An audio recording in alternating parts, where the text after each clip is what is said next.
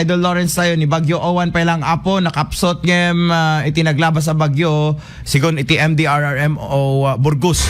Sakbay pagod pod intay pa lang apo dita kay Burgos, Ilocos Norte with Idol Lawrence Corpus Martinez. Tutong Bagyo IFM News Special Coverage.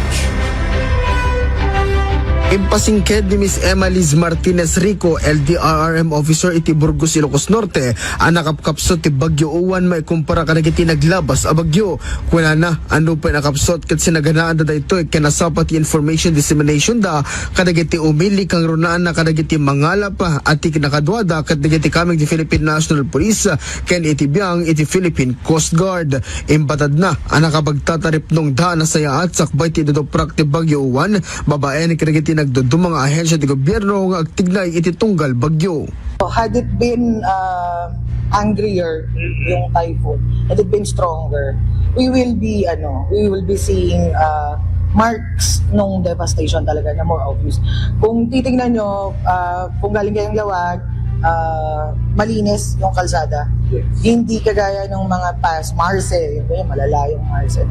So, doon natin makikita kung gaano ka lakas dumating dito yung bagyo. So, compared to Marce or Nando, mas mahina si Yuan. Yes.